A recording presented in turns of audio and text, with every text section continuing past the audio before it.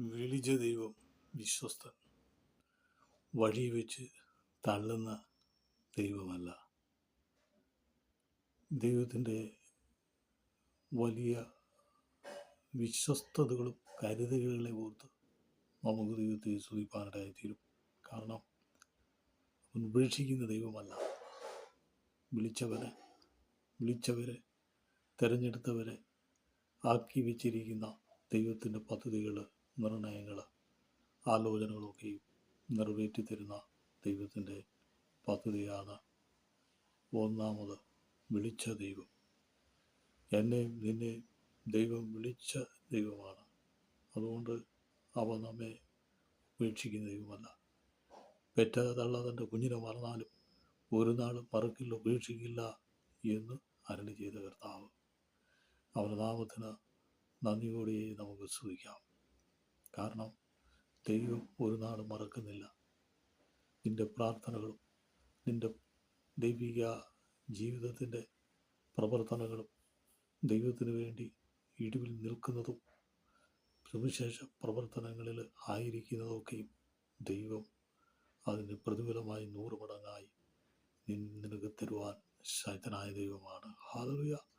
ദൈവത്തിൻ്റെ വാഗ്ദത്തങ്ങൾക്ക് യാതൊരു മാറ്റമുണ്ടാകില്ല. അവൻ വാഗ്ദത്തങ്ങളിൽ കൂടെ നടത്തുന്ന ദൈവത്തിൻ്റെ സ്നേഹത്തിൻ്റെയും കരുതലിൻ്റെയും ഓർത്ത് നാം ദൈവത്തെ സ്തുതിക്കണം.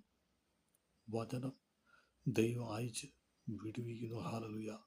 ദൈവ പദ്ധതിയുടെ നിർണയത്തിൽ, ആലോചനയിൽ അവൻ വൻ കാര്യങ്ങളിൽ ചെയ്യുന്ന കർത്താവ്.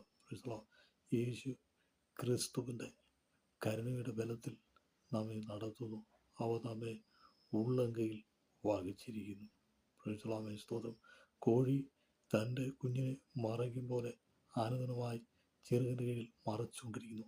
ശത്രുവിൻ്റെ പ്രതിബന്ധങ്ങളും ശത്രുവിൻ്റെ ആലോചനകളൊക്കെയും ഹല്ലേലൂയ അവൻ പദ്ധതിയിടുമ്പോൾ ശത്രുവിൻ്റെ പദ്ധതികൾ പൊളിച്ച് ദൈവാലോചനയിൽ നടത്തുന്ന ദൈവത്തിൻ്റെ വിടുതലിനെ ഓർത്ത് നാം ദൈവത്തെ സ്തുതിക്കണം. ഹല്ലേലൂയ.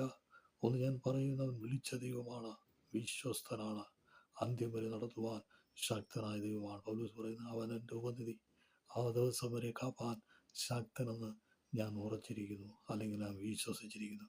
ഞാൻ വിശ്വസിച്ചത് ഞാൻ അറിയുന്നു. ക്രിസ്തുവേ, ഇതുപോലെയാണ് നാം വിശ്വസിച്ചിരിക്കുന്നത്. കർത്താവിനെയാണെങ്കിൽ ഹല്ലേലൂയ അവനുമായിട്ടുള്ള ബന്ധത്തിൽ ക്രിസ്തുവേ ഹല്ലേലൂയ വിടുവിക്കും ദൈവം എന്നുള്ള കാര്യത്തിന് യാതൊരു സംശയമില്ല. നമുക്ക്